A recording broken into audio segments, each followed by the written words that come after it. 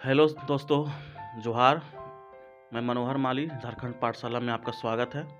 आज झारखंड पाठशाला में कंप्यूटर क्लासेस शुरू कर दी गई है और उम्मीद करता हूं कि आप लोगों को 20 में 20 मार्क्स अटेंड हो जाए और 20 या 60 मार्क्स आपको कभी ना छूटे। और इस एग्ज़ाम के लिए 60 मार्क्स बहुत होते हैं। इसका पूरा ध्यान रखा गया है कि आप लोगों का एक भी क्वेश्चन ना छूटे और कोशिश करता हूं कि आप कैसे बेहतर बने, इस पर विशेष ध्यान रखा गया है। खैर जानते हैं, आइए और वीडियो को अंत तक देखिए और थोड़ा सब्र रखिए। वीडियो थोड़ा लंबा है और जब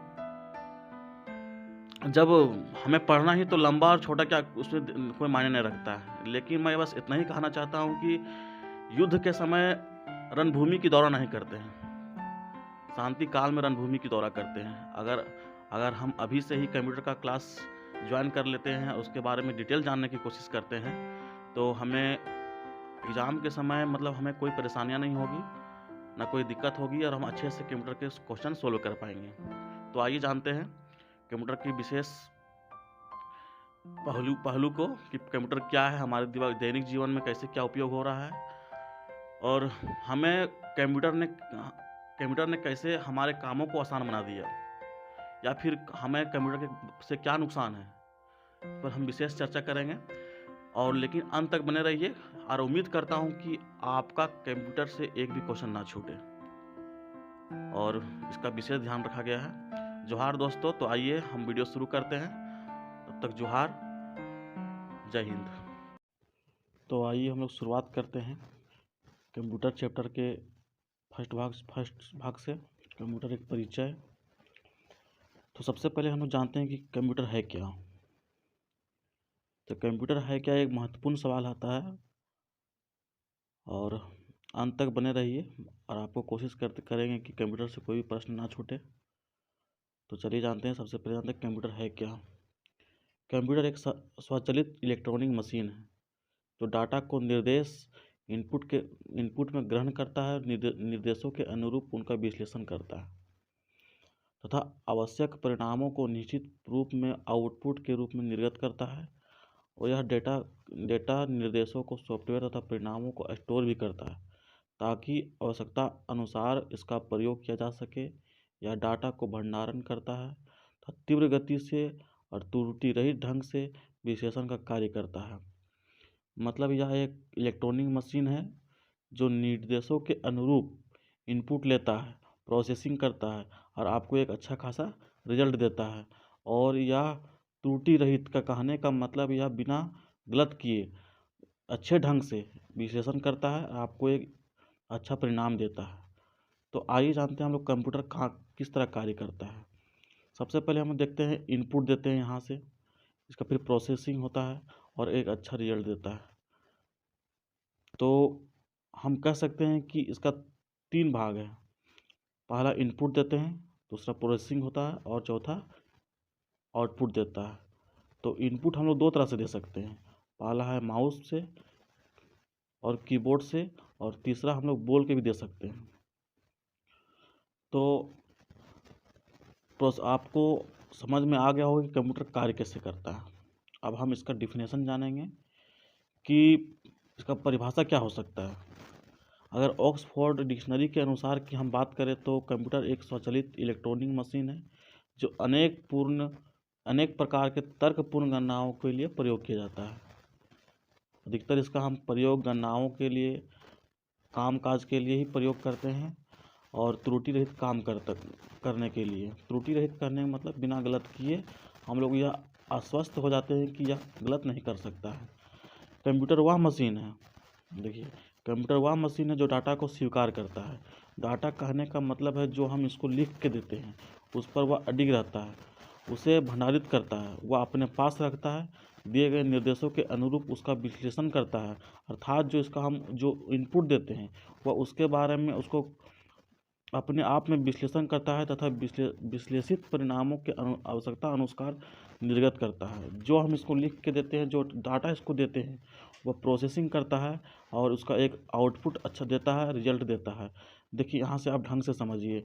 सबसे पहले कोई निर्देशक निर्देश देता है, कोई कुछ लिखता है और इनपुट के माध्यम से बोलकर या फिर माउस के रूप में या फिर कीबोर्ड के माध्यम से देता है, कुछ लिखता है और यहाँ सीधे जा जाता है प्रोसेसिंग होता है।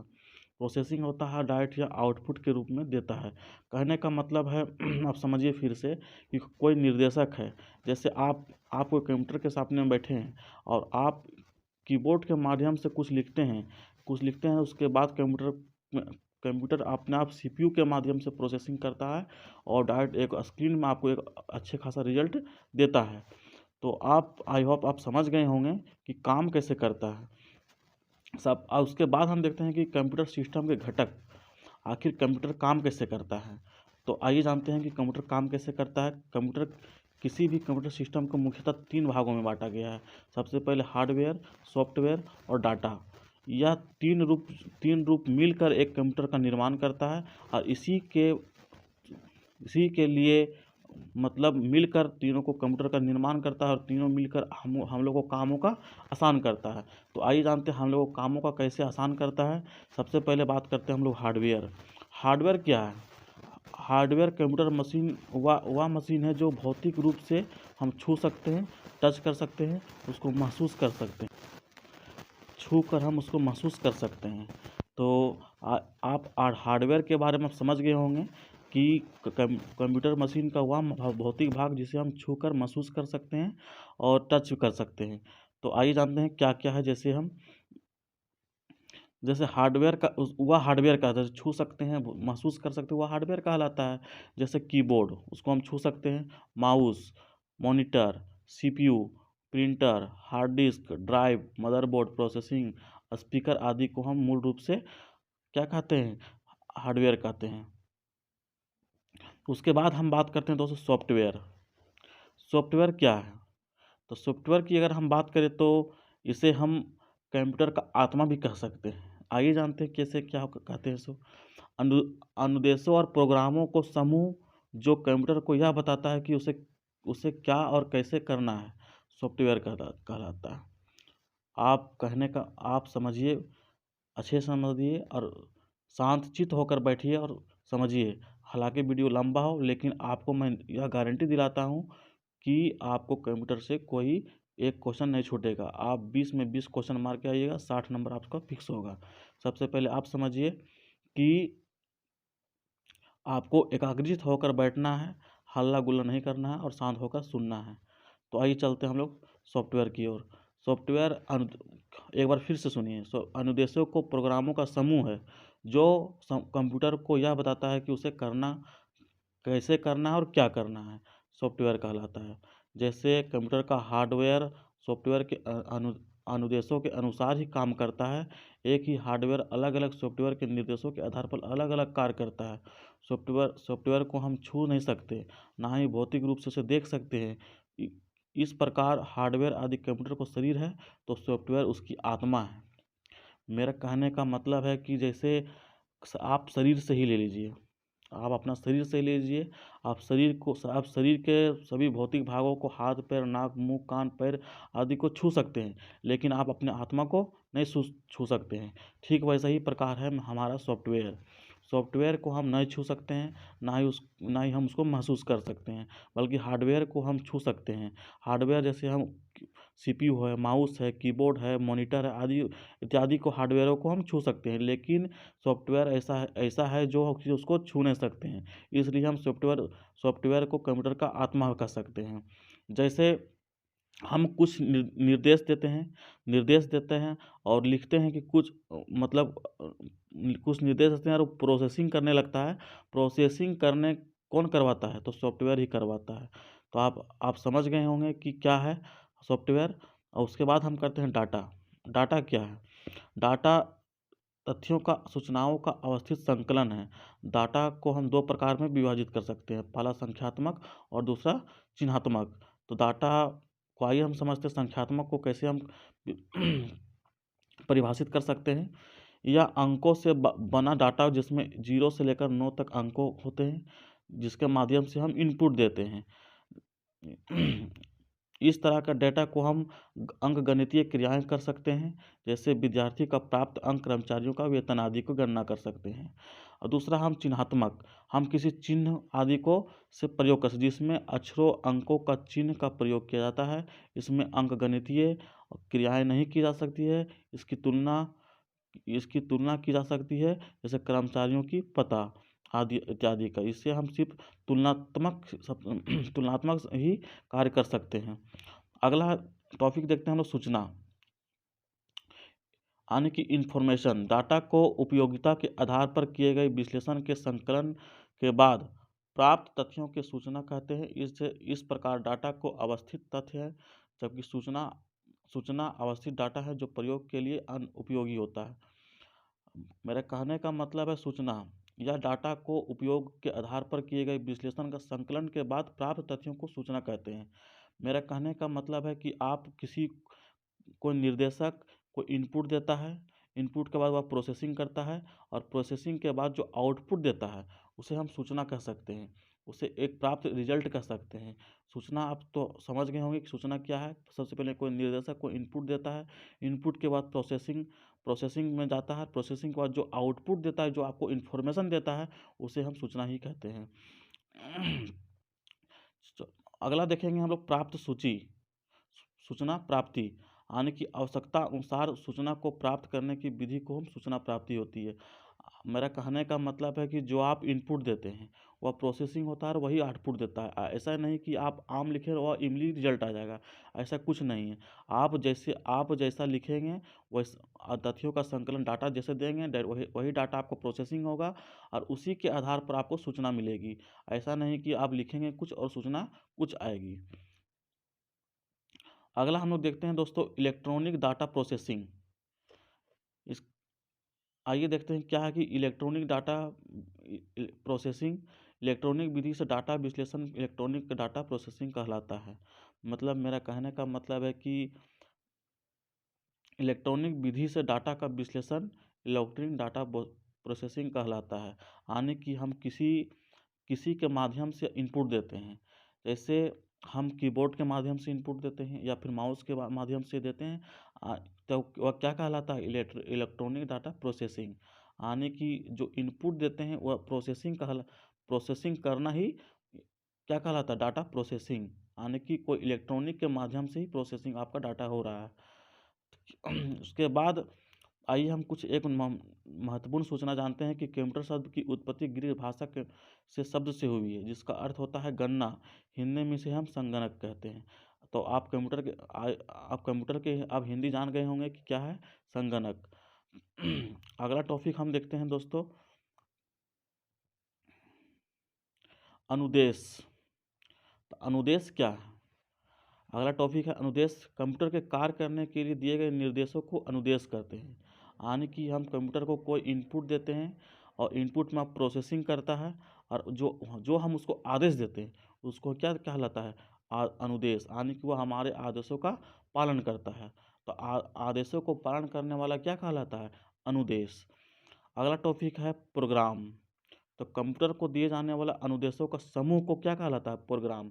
यानी कि कोई काम करने की जो समूह होता है, समूह करने वाले इकट्ठा हुए गए डाटा को ही हम क्या कहते हैं, प्रोग्राम कहते हैं। अगला फिर से एक टॉपिक आया है, सॉफ्टवेयर। तो सॉफ्टवेयर, आई होप कि आप समझ गए होंगे बढ़िया। हम आपको सॉफ्टवेयर बढ़िया समझा दिए होंगे, इससे समझाने की कोई आवश्यकता नहीं है।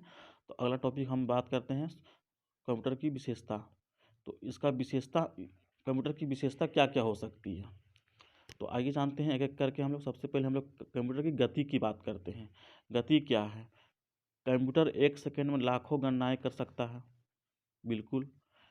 किसी भी मनुष्य द्वारा पूरे साल के लिए किए जाने वाले कार्य को कंप्यूटर में कुछ सेकंड में कर सकता है। देखिए, कंप्यूटर को क्षमता को समझिए आप। मनुष्य द्वारा किए गए पूरे साल, यानी कि 1 साल में किए गए काम को वह कुछ ही सेकेंड में मतलब गणना कर सकता है। इसका मतलब आप कंप्यूटर को इसमें गति की मतलब पावर को दर्शाता है कि कंप्यूटर कितना गतिशील है। कंप्यूटर प्रोसेसिंग स्पीड को हर्ट्ज WH इसका मात्रक होता है, हर्ट्ज से मापते हैं। और वर्तमान समय में कंप्यूटर नैनो सेकेंड आने की 10⁻⁻⁹ सेकेंड की गणनाएं कर सकता है। सोचिए कितना यह मतलब कितना स्पीड और कितना निजी मतलब कितना नैनो तरीके से, यानी कितना मतलब एक छोटी क्रिटिकल से मतलब आंकड़े मतलब गणनाएं कर सकता है। मतलब नैनो सेकेंड यानी कि 10⁻⁹ सेकेंड पर सेकेंड की गणनाएं कर सकता है। कंप्यूटर की गति को हम सेकेंड से प्रोसेसिंग किए गए निर्देशों की संख्या के आधार पर मापा जाता है। और वर्तमान समय में कंप्यूटर 1 सेकेंड में 10 लाख मिलियन से भी अधिक निर्देशों को प्रोसेसिंग कर सकता है। तो सोचिए कंप्यूटर को आप अंदाज़ा लगाइए कि 1 सेकेंड में 10 लाख से अधिक निर्देशों को प्रोसेसिंग कर सकता है। अतः कंप्यूटर की गति को कंप्यूटर को गति को MIPS यानी कि मिलियन इंस्ट्रक्शन पर सेकेंड के से मापा जाता है। तो यहाँ क्वेश्चन उठा सकता है कि कंप्यूटर की गणना किससे होती है। तो आप इसका याद रखिएगा, MIPS मिलियन इंस्ट्रक्शन पर सेकेंड। इसका आप फुल नेम भी याद कर लीजिएगा, मिलियन इंस्ट्रक्शन पर सेकेंड, या क्वेश्चन पूछ भी सकता है। दूसरा पॉइंट की हम बात करें तो स्वचालित। कंप्यूटर एक स्वचालित मशीन है जिससे गणना के दौरान मानवीय हस्तक्षेप की संभावना नगण्य रहती है। यानी स्वचालित के कहने का मतलब यह है कि दोस्तों कि आप एक बार कंप्यूटर को निर्देश दे देते हैं तो वह उसे बगैर मानवीय यानी कि किसी मनुष्य के हस्तक्षेप के बिना वह नग्न से नग्न यानी कि छोटी से छोटी बातों को पर ध्यान रखते हुए, बिना त्रुटि करते हुए, यानी कि कोई गलती किए बिना वह काम करते रहता है। यानी कि वह विश्वासजनक है, उसे हम अविश्वास के मतलब नहीं कर सकते हैं। वह अपना निर्देशों को अच्छे तरह से पालन करता है। और हालांकि कंप्यूटर के कार्य करने के लिए दिशा को मनुष्य द्वारा ही दिया जाता है, एक बार आदेश दिए जाने के बाद बिना रुके काम करता है। हालांकि वह मनुष्य द्वारा ही दिए गए उसके निर्देशों का काम करता है, लेकिन एक बार मनुष्य अगर उसको दे देता है निर्देश तो वह बिना रुके और बिना थके बिना कुछ हिचक से काम कर देता है। तो आप समझ गए होंगे स्वचालित के मतलब क्या होता है। और अगला तीसरा हम देखते हैं त्रुटि रहित कार्य। फिर से वही टॉपिक आया, त्रुटि रहित कार्य। कंप्यूटर की गणनाएं लगभग त्रुटि रहित होती है। गणना के दौरान कोई त्रुटि एरर भी पाई जाती हो तो प्रोग्राम डाटा को मानवीय गलतियों का कारण होती है। मतलब इसका कहना है कि कंप्यूटर एक भरोसेमंद मशीन है। वह बिना रुके, बिना थके, बिना गलती किए हुए काम करता है। सिर्फ एक बार वह आदेश का इंतज़ार करता है। लेकिन कभी कभी अगर कंप्यूटर अगर गलती होती है तो वह मानवीय भूल के कारण होती है, यानी कि उसमें कंप्यूटर की कोई गलती नहीं रहती है, देने वाला निर्देश की गलतियाँ रहती है। तो वह प्रोग्राम भी डाटा मानवीय गलती के कारण होती है। यहाँ तक तो आप समझ गए होंगे। अगर डाटा और प्रोग्राम सही है तो कंप्यूटर हमेशा सही परिणाम देता है। मतलब मेरा कहने का मतलब है कि आप अगर उन इनपुट सही दिए हैं और इनपुट में संग्रह किए गए डाटा को अगर सही दिशा में अगर परिणाम मतलब सही देते हैं तो परिणाम भी आपका सही ही आएगा। तो आप समझ गए होंगे। तो कभी कभी वायरस के कारण भी त्रुटियां भी आ जाती है। मेरा कहने का मतलब है इसमें वायरस एक यहाँ आया है, कंप्यूटर मशीन है दोस्त। यहाँ वायरस की जंग मतलब वायरस को आप कोई फाइल में या फिर कोई पुरानी वीडियो हो, पुरानी सॉफ्टवेयर हो, पुरानी के माध्यम से हमारे ऑनलाइन के माध्यम से वायरस आ जाती है मशीन में और मशीनों में, तो कंप्यूटर को काम करने में बाधा डालती है। तो वायरस के बारे में हम विशेष आगे चैप्टर में हम चर्चा करेंगे। फिलहाल वायरस को इतना ही जानिए। अब हम चौथा बात करते हैं अस्थायी भंडारण क्षमता। मतलब कंप्यूटर को भंडारण करने की क्षमता को मतलब क्या क्षमता है। तो आइए हम लोग चर्चा करते हैं। सबसे पहले देखिए, कंप्यूटर के प्रयुक्त मेमोरी को डाटा, सूचना एवं निर्देशों का अस्थायी भंडारण के लिए उपयोग किया जाता है। चूँकि कंप्यूटर में सूचनाएं इलेक्ट्रॉनिक तरीके से संग्रहित रहती है अतः सूचना के समाप्त ना नष्ट होने की संभावना रहती है। मेरा कहने का मतलब है इसमें भंडारण क्षमता बहुत होती है और इसमें निर्देशों को अस्थायी भंडारण के लिए, यानी कि आप एक बार इसमें इनपुट डाल के उसको सेव करके रख दीजिए, जब मर्जी आप उसे इनपुट दीजिए, जब मर्जी उसे आप यूज कीजिए। क्योंकि कंप्यूटर में सूचनाएं इलेक्ट्रॉनिक तरीके से संग्रहित रहती है, सूचना समाप्त या नष्ट होने की संभावना इसमें कम रहती है। तो आप बेहतर तरीके से समझ रहे होंगे। 5वां है विशाल भंडारण क्षमता। कंप्यूटर को बाह्य एक्सटर्नल तथा आंतरिक इंटरनल संग्रहण माध्यमों को hard disk, floppy disk, magnetic tap, CD ROM में असीमित डाटा और सूचनाओं को संग्रहण किया जा सकता है। मेरा कहने का मतलब है कि अगर आपका सिस्टम में अगर कोई मतलब भंडारण क्षमता से अधिक भी कोई चीज़ है तो आप hard disk, floppy disk, magnetic disk और सीडी रोम के माध्यम में आप अपने डाटा को संग्रहित कर सकते हैं। कंप्यूटर में सूचनाएं कम स्थान घेरती है, यानी कि जो डाटा जो आपका रहता है तो वह बहुत ना के बराबर वह स्थान घेरती है। इनकी भंडारण क्षमता विशाल और असीमित होता है। मेरा कहने का मतलब आप बहुत से बहुत मतलब असीमित तरीके से मतलब आप इसमें भंडारण क्षमता दे सकते हैं। इसमें भंडारण क्षमता अधिक और विशाल और असीमित होती है। 6ठा हम लोग बात करते हैं कि भंडारण सूचना को तीव्र गति से प्राप्त करना।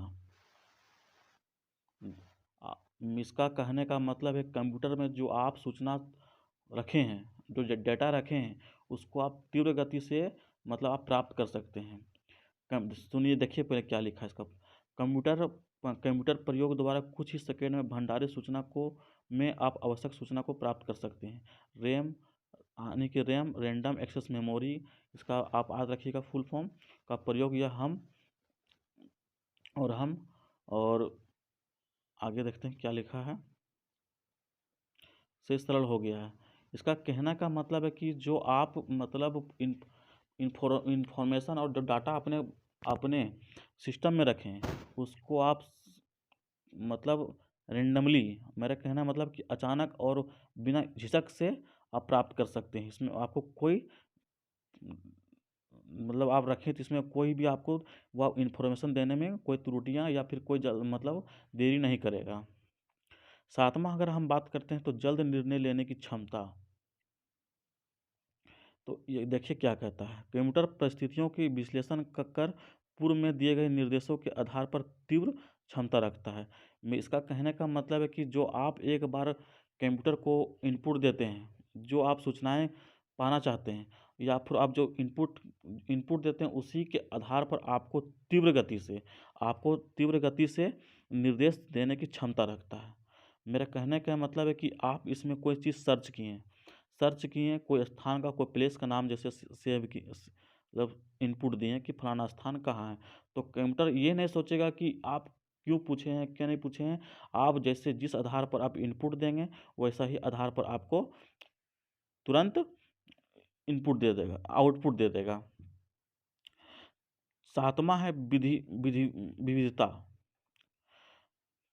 कंप्यूटर की सहायता से विभिन्न प्रकार के कार्य संपन्न किए जा सकते हैं। आधुनिक कंप्यूटरों और से अलग अलग तरह के कार्य के साथ एक साथ किए जा सकते हैं। देखिए, विविधता का मतलब होता है कि दोस्तों सहायता विभिन्न प्रकार के कार्य संपन्न किए जा सकते हैं। आधुनिक कंप्यूटर से अलग अलग तरह के कार्य कर सकते हैं। हम कंप्यूटर से अनेकों काम कर सकते हैं। हम हर क्षेत्र में आज अगर विविधता की बात करें तो हर क्षेत्र में कंप्यूटर के बिना कंप्यूटर एक ऐसा साधन है कि जो हम हर क्षेत्र में यूज करते हैं। इसमें आप कोई भी एक क्षेत्र अपने मन में सोच लीजिए जो बिना कंप्यूटर का होता हो। इसलिए हम हर क्षेत्र की बात करते हैं तो बिना कंप्यूटर के बिना असंभव है। 9वां की बात करें हम तो पुनरावृत्ति। कंप्यूटर को आदेश देकर एक ही तरह के कार्य बार बार समान और विश्वसनीय और तीव्रता से कराए जा सकते हैं। देखिए दोस्तों, पुनरावृत्ति कहने का मतलब है अगर कोई मनुष्य को आप एक ही काम बार बार करने बोलते हैं तो वह अनुकराना मतलब समझते हैं, वह झिझक उठता है, वह एक ही काम करने से मतलब क्रोधित हो जाता है। लेकिन कंप्यूटर में आप वैसा नहीं है, वह विश्वसनीय है, समान है और तीव्र गति से काम करता है। चाहे काम एक ही काम क्यों ना हो और उससे बार बार दिन भर क्यों ना मतलब बोला जाए, वह आप दिन भर उसको इनपुट एक ही शब्द को दीजिएगा तो आउटपुट भी वो दिन भर आपको एक ही शब्द देगा। इसको मेरा कहने का मतलब है, ना ये थकता है और ना ही हिचकता है, ना इसके पास सोचने की क्षमता है, बस वो अपने काम में मग्न रहता है। इसे हम पुनरावृत्ति कहते हैं। 10वां है स्फूर्ति। तो आइए देखते हैं स्फूर्ति क्या है। कंप्यूटर एक मशीन होने के कारण मानवीय दोषों से रहित है। इसे थकान, बोरियत महसूस नहीं होती है और हर बार समान क्षमता कार्य कर सकता है। अभी हम अगला पुनरावृत्ति में इस चर्चा किए।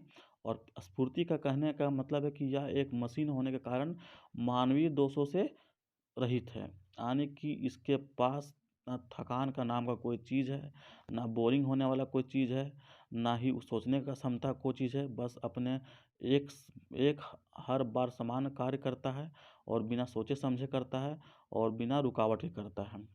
गोपनीयता, अगला है गोपनीयता।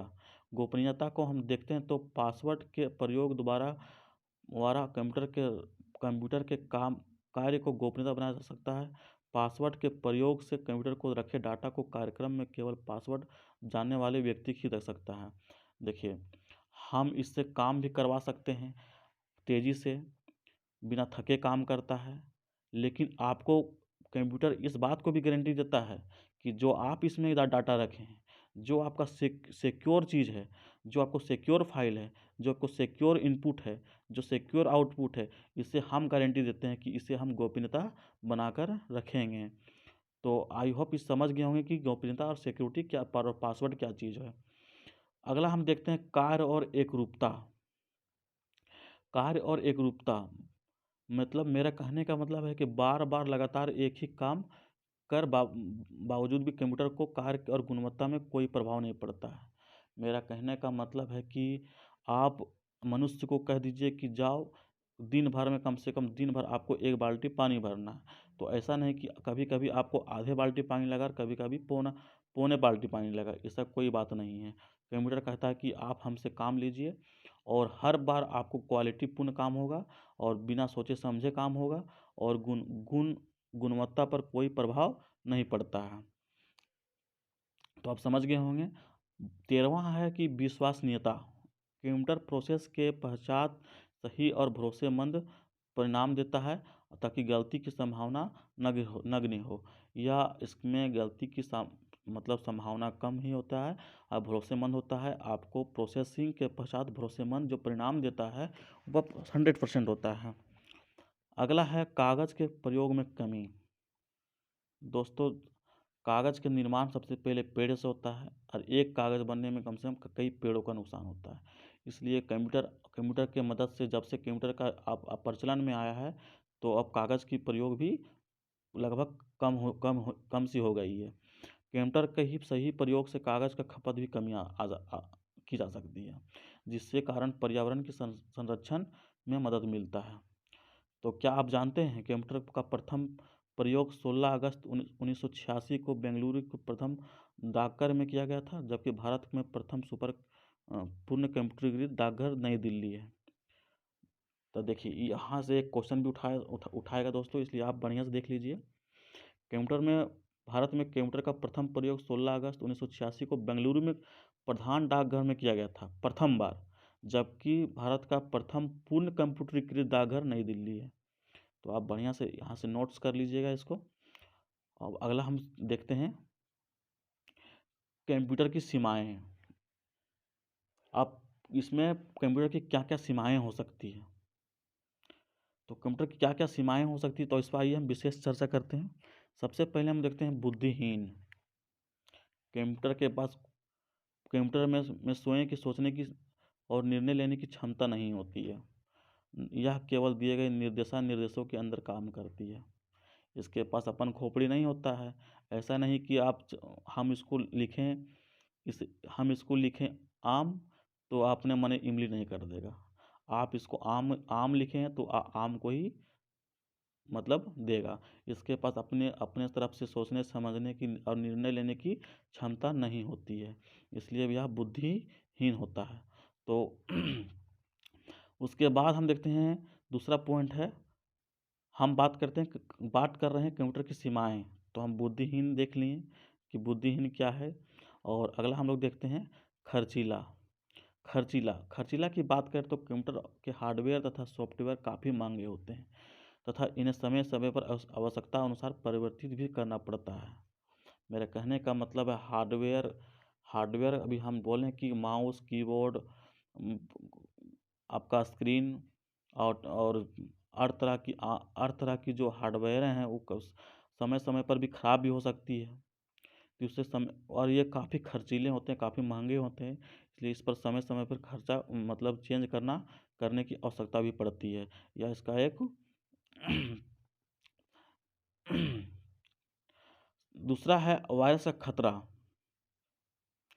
कंप्यूटर में वायरस का खतरा बना रहता है जो सूचना और निर्देशों के दूषित या समाप्त कर देता है। यह वायरस की भंडारण क्षमता को भी प्रभावित करता है और एंटीवायरस सॉफ्टवेयर का प्रयोग कर इसे बचाया जा सकता है। दोस्तों, अगर बात यहाँ वायरस की आती है तो अगला चैप्टर वायरस की ही एक चैप्टर है, उसमें वायरस के बारे में हम डिटेल से पढ़ेंगे। फिलहाल हम इतना जानते हैं कि जो हम भंडारण क्षमता रहती है जो कंप्यूटर का, जिसमें हम डाटा को हम स्टोर करके रखते हैं, कभी कभी वायरस के कारण नष्ट हो जाती है। वायरस इस क्षमता को मतलब दूषित कर देता है, समाप्त कर सकता है। इसका एक ही इलाज है कि एंटीवायरस सॉफ्टवेयर का प्रयोग कर इससे बचाया जा सकता है। अब एंटीवायरस सॉफ्टवेयर क्या है, हम विशेष चर्चा करेंगे वायरस चैप्टर में। अब आगे हम लोग देखते हैं और अगला है विद्युत पर निर्भरता, डिपेंड्स ऑन इलेक्ट्रिसिटी। तो कंप्यूटर अपने कार्य के लिए विद्युत पर निर्भर रहता है। इसके अभाव में कोई भी कार्य संभव कि सक्षम कर पाने में सक्षम नहीं है। मेरा कहने का मतलब है कि कंप्यूटर बिजली है तो कंप्यूटर है, और कंप्यूटर है तो बिजली है। अगर बिजली रही तो कंप्यूटर आप चलाने में आसानी होगी और तभी चलेगा। तो वह पूर्ण रूप से किस पर निर्भर है, विद्युत पर। अगला हम देखते हैं कंप्यूटर को अनुप्रयोग, क्या क्या हम प्रयोग कर सकते हैं। कंप्यूटर का प्रयोग हम विभिन्न क्षेत्रों में किया जा रहा है। वर्तमान में शायद ही ऐसा कोई क्षेत्र होगा जो कंप्यूटर का प्रयोग नहीं किया जा रहा हो। निम्नलिखित क्षेत्रों में उसका प्रयोग किया जा रहा है, जैसे डाटा प्रोसेसिंग में बड़े और विशाल सांख्यिकी डाटा में सूचना तैयार करने में कंप्यूटर को प्रयोग किया जा रहा है। जनगणना, सांख्यिकी विश्लेषण, परीक्षाओं के परिणाम इत्यादि में किया जा रहा है। इसका कहने का मतलब है कि कंप्यूटर का प्रयोग कहाँ कहाँ हो रहा है। तो अभी हम शुरुआत करने के टाइम भी बोलें कि कंप्यूटर का प्रयोग शायद ही ऐसा कोई क्षेत्र होगा जहाँ नहीं किया जा रहा हो। सबसे पहले हम बात करते हैं डाटा प्रोसेसिंग। तो डाटा प्रोसेसिंग कहने का मतलब है कि विशाल से बड़े संख्या को गिनने में हम कंप्यूटर का प्रयोग करते हैं। तो जनगणना, भारत की जनगणना या फिर कोई भी देश की जनगणना हो, मुख्य रूप से अगर एग्जाम्पल के तौर पर आप भारत की जनगणना ही ले लीजिए। यहाँ की जनगणना करीब तो 125 करोड़ है। इतनी बड़ी जनसंख्या को गिनने में हम कंप्यूटर का ही प्रयोग करते हैं। परीक्षाओं का परिणाम आदि का प्रयोग भी हम क्या करते हैं, कंप्यूटर का ही प्रयोग करते हैं। अगला हम देखते हैं कि सूचनाओं का आदान प्रदान करना भंडारण की विभिन्न पद्धतियों का विकास और कम स्थान घेरने के कारण सूचनाओं का आदान प्रदान के माध्यम साबित हो रहे हैं। इंटरनेट के विकास ने तो इस सूचना के राजमार्ग का इंफॉर्मेशन हाईवे बना दिया है। मेरा कहने का मतलब है दोस्तों कि सूचनाओं का आदान प्रदान, जैसे आप खुद सोचिए, पहले के आप मतलब कुछ ज़िंदगी याद कीजिए जब कंप्यूटर नहीं थी। तो आप मतलब कोई अगर एक राज्य से दूसरे राज्य में रहता था तो सबसे पहले चिट्ठी के माध्यम से हम लोग सूचनाएं आदान प्रदान करते थे, या फिर बात करने की मतलब उतना साधन नहीं थी। लेकिन जब से कंप्यूटर आ गया है, कंप्यूटर की जो उसको विभिन्न प्रकार की जो इनकी टेक्नोलॉजी आ गई है, तो हमें सूचनाओं का आदान प्रदान अब हमें चिट्ठी की कोई आवश्यकता नहीं है। फेसबुक, व्हाट्सएप या फिर कंप्यूटर के माध्यम से, ईमेल के माध्यम से हम तुरंत सूचनाओं का आदान प्रदान कर सकते हैं। अगला हम लोग देखते हैं एजुकेशन। एजुकेशन देखते हैं दोस्तों।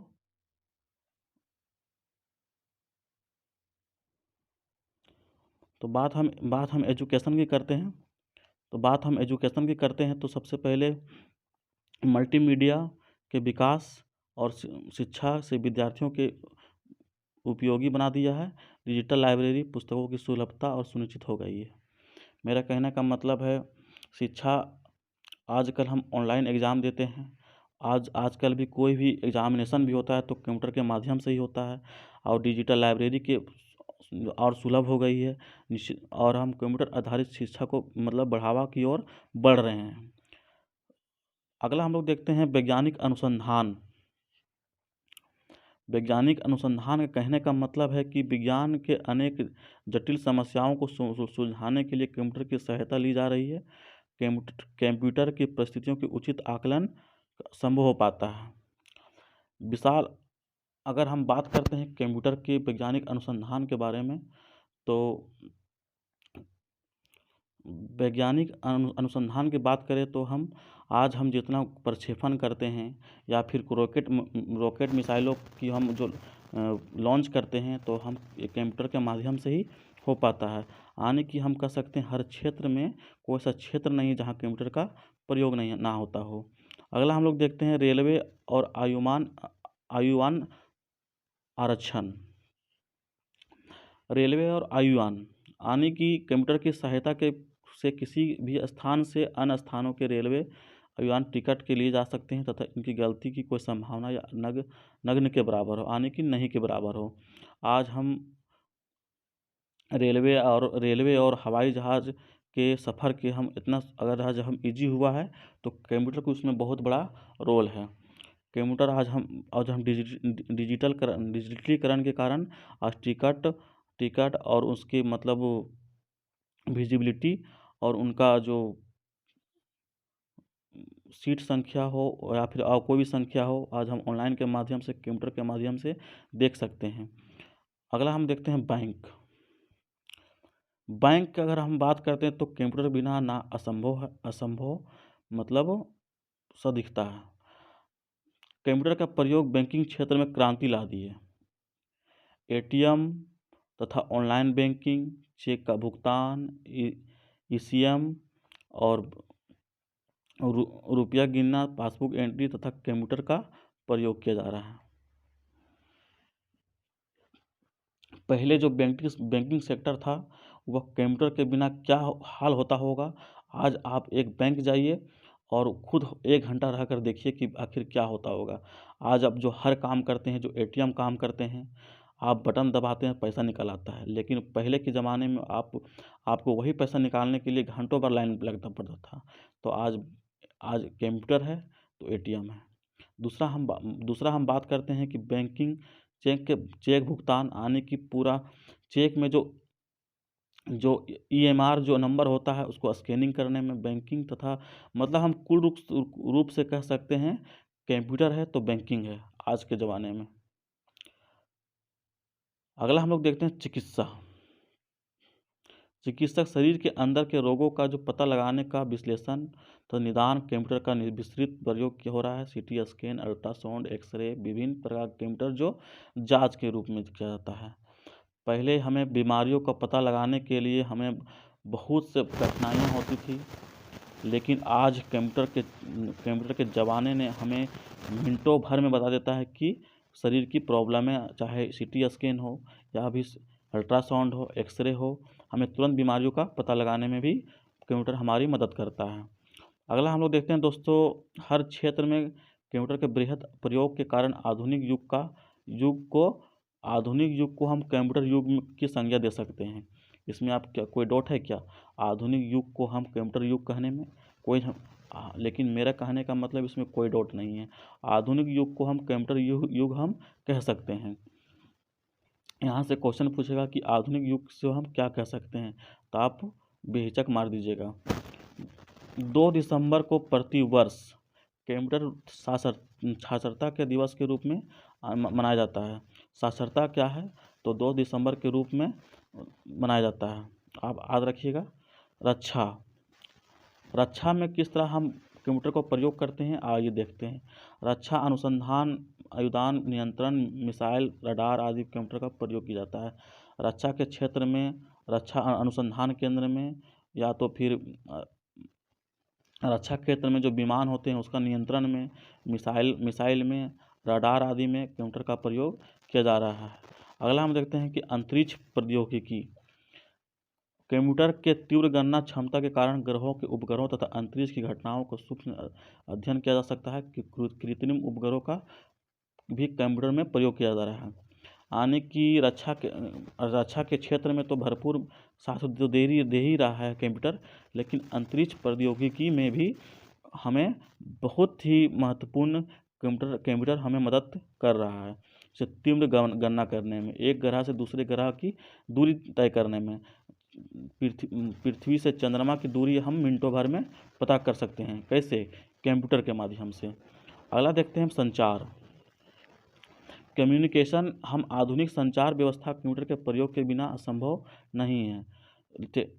टेलीफोन और इंटरनेट संचार क्रांति के जन्म दिया है।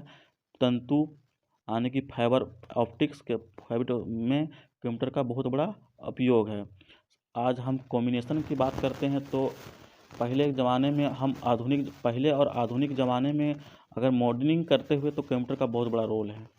आज हम इंटरनेट का प्रयोग कर रहे हैं, या तो फिर फाइबर ऑप्टिक्स की अगर देख रहे हैं, फास्ट इंटरनेट चला रहे हैं, हम एक जगह से दूसरे जगह के हम तुरंत संचार कोई बात हम रख पाते हैं, तो इसमें कंप्यूटर की बहुत बड़ा रोल है। तो आप समझ गए होंगे। उद्योग और व्यापार देखते हैं। उद्योग और व्यापार में क्या रोल है इसका? उद्योग में कंप्यूटर का प्रयोग से बेहतर गुणवत्ता वाले वस्तुओं का उत्पादन संभव हो गया है। व्यापार में कार्यों को स्टॉक और लेखा जोखा रखने में काम का उपयोग होता है। व्यापार के क्षेत्र में भी बात करें तो कंप्यूटर का बहुत बड़ा रोल है। हम व्यापारियों को लेखा जोखा रखने में, सामानों को गिनती रखने में, सामानों का भंडारण क्षमता का जानकारी रखने में कंप्यूटर का यह अहम रोल है। तो आई होप आप समझ गए होंगे। अगर अगला हम बात करें तो मनोरंजन। कंप्यूटर हमारे मनोरंजन का भी एक महत्वपूर्ण साधन है। जैसे वीडियो गेम खेलना, कंप्यूटर का प्रयोग एक प्रवाही मनोरंजन को प्रस्तुत कर रहा है, और मल्टीमीडिया का प्रयोग कंप्यूटर को एक मनोरंजन का उत्तम साधन है। ऑनलाइन हम गेम खेलते हैं, ऑनलाइन हम टेलीविज़न देखते हैं, ऑनलाइन हम फेसबुक, व्हाट्सएप या फिर कोई वीडियो के चलते हैं, अपने मनोरंजन के माध्यम से हम खुश रह पाते हैं। अगला है प्रकाशन और छपाई में कंप्यूटर का बहुत अहम रोल है। इसे सुविधाजनक, आकर्षक बनाता है। रेखाचित्रों और ग्राफ के निर्माण में सुविधाजनक है। आज पहले के अखबारों में हम टाइपराइटर जो होती थी उसे हमें लिखने छापने में बहुत ही मतलब झिझक होती थी, लेकिन जब से कंप्यूटर आया है हमें यह काम और भी आसान हो गया है, आकर्षक बन गया है। रेखाचित्र, ग्राफ आदि निर्माण करने में हमें काफ़ी मदद करता है। अगला हम लोग देखते हैं प्रशासन, एडमिनिस्ट्रेशन। प्रशासन में पारदर्शिता लाने, सरकार के कार्यों को जनता तक पहुंचाने और विभिन्न प्रशासनिक तंत्रों को बेहतर तालमेल में ई प्रशासन गवर्नेंस का प्रयोग हो रहा है और कंप्यूटर की सहायता का संभव हो पा रहा है। जैसे दोस्तों, पहले प्रशासन क्या थी कि पहले प्रशासन के जो पारदर्शिता थी वह जनता तक नहीं आ पाती थी। कोई भी सरल से सरल कार्यों में जनता का सहभागिता नहीं हो पाता था, लेकिन जब से कंप्यूटर आया है, कंप्यूटर के माध्यम से हम प्रशासन और जनता के बीच में तालमेल बैठ रहा है। इन्हें प्रशासन ने इसे ई गवर्नेंस का उपयोग कर कंप्यूटर की सहायता से ही संभव हो पाता है। अगला देखते हैं कि डिजिटल पुस्तकालय को अंकीय स्वरूप प्रदान कर इसे अत्यंत स्थान के समय के लिए सुरक्षित रखता है। इसे इंटरनेट से जोड़ा गया देने पर भी कोई भी स्थान में पुस्तकालय की संग्रहित सूचना के प्राप्त किया जा सकता है। दोस्तों, आजकल शायद ही कोई ऐसा क्षेत्र होगा जिसमें कंप्यूटर का प्रयोग नहीं हो रहा हो। पर्यावरण पुस्तकालय आयतात, पुलिस प्रशासन, मौसम विभाग, संगीत, चित्रकला, ज्योतिष, इंजीनियरिंग, डिजाइन आदि अनेक क्षेत्रों में कंप्यूटर का प्रयोग किया जा रहा हो। तो कंप्यूटर का प्रयोग, अनुप्रयोग के प्रभाव, मतलब कंप्यूटर को प्रयोग करने पर से क्या क्या प्रभाव होता है, क्या इसका मतलब खामियां हैं, इसे हम समझते हैं। समय की बचत, चूंकि कंप्यूटर के कार्य करने की गति अत्यंत तीव्र है, वह मनुष्य द्वारा एक साल में किए गए कार्यों को मिनटों में गणना कर सकता है। तो इससे हमारे समय की क्या होती है, बचत होती है। अगला हम लोग देखते हैं त्रुटि रहित कार्य, मतलब एक बार इसे हम इनपुट देते हैं तो अगर हम इनपुट दे के हम कहीं सोई भी जाएं तो हमें यह निश्चित हो जाएंगे कि यह बिना गलती किए अपना काम करेगा। गलत डाटा तो प्रोग्राम का परिणाम भी पहचान कर सही कर सकता है। अगर किसी कारण भी हम गलत इन्फॉर्मेशन कंप्यूटर को इनपुट के रूप में दे दिए हैं तो वह पहचान कर लेता है और आपको सतर्क कर देता है कि आप गलत इनपुट दिए हैं। कार्य की गुणवत्ता, अगला हम बात करते हैं कार्य की गुणवत्ता। कार्य की गुणवत्ता चूंकि कंप्यूटर हर बार समान गुणवत्ता से काम करता है तथा बार बार एक ही कार्य करने से पश्चात उत्पाद की गुणवत्ता में कोई असर नहीं होता है। अर्थात हम कंप्यूटर के माध्यम से कोई हम सामान बना रहे हैं या फिर कोई फ्रेम बना रहे हैं या फिर कोई चीज़ का नक्शा बना रहे हैं, इसका मतलब एक नहीं कि हम अगर 100 नक्शा बनाए हैं, इसका मतलब एक नहीं कि 50 नक्शा सही बना और 50 नक्शा गलत बनाए। इसका कहने का मतलब है कि हम हर बार हर उत्पाद को हम गुणवत्तापूर्ण काम करते हैं, इसमें कोई खराब असर नहीं होता है। अगला हम लोग देखते हैं कागज़ की बचत। तो कागज़ की बचत में हम पहले भी बता चुके हैं और एक बार फिर बता दे रहे हैं। डाटा संरक्षण के इलेक्ट्रॉनिक विधियों को प्रयोग कर विशाल भंडारण क्षमता होता है, जिससे कंप्यूटर में कागज़ की बचत संभव हो पाती है। हमें हर चीज़ को लिख कर नहीं रखना पड़ता है, हमें हर माध्यम से कंप्यूटर की प्रयोग करते हैं। तो अगला हम देखते हैं बेरोजगारी। कंप्यूटर के विस्तृत अनुप्रयोग एक है और नकारात्मक प्रभाव है। कंप्यूटर एक द्वारा सैकड़ों लोगों को कार्य किया जा सकता है, इसमें लोगों की जीविकाएं पर प्रभाव पड़ता है, परंतु वैकल्पिक व्यवस्था के समुचित विकास पर काबू पाया जा सकता है। दूसरी तरफ कंप्यूटर के से संबंधित क्षेत्रों में रोजगार की सृजन भी किया जा सकता है। इसका कहने का मतलब है कि इसका आप शॉर्टकट में समझ लीजिए, कंप्यूटर एक श्राप है या फिर एक वरदान भी है। तो ज़्यादातर वरदान भी है, लेकिन कुछ हद तक श्राप भी है। इसका कहने का मतलब है कि बेरोजगारी, यह 10 आदमी कार्य को भी अकेले करने की क्षमता रखता है, जिससे बेरोजगारी दर बढ़ती है। लेकिन दूसरी तरफ अगर देखें तो कंप्यूटर से संबंधित क्षेत्रों में रोजगार का सृजन भी होता है। हम IT क्षेत्र में देखें तो रोजगार का सृजन हो रहा है, कंप्यूटर का मशीनरी बनाने में और चीज़ों में उपयोग, तो यह बेरोजगारी का सृजन, रोजगार का भी सृजन करता है। अगला हम लोग देखते हैं कि भारत में पहला कंप्यूटर सांख्यिकी प्रधान इंस्टीट्यूशन कलकत्ता में 1956 में स्थापित किया गया था। पहला सांख्यिकी कंप्यूटर कहाँ स्थापित किया गया था? कलकत्ता में 1956 में। तो आज इतना ही दोस्तों, आपको फर्स्ट चैप्टर समझ में आ गया होगा। तो आप आगे मिलते हैं दूसरे चैप्टर के साथ। और आपको जब वीडियो अच्छा लगे तो लाइक सब्सक्राइब और शेयर कर दें, और उम्मीद करते हैं कि आपको इसमें पूरा समझ में आ गया हो, और शेयर कर दें। जय हिंद।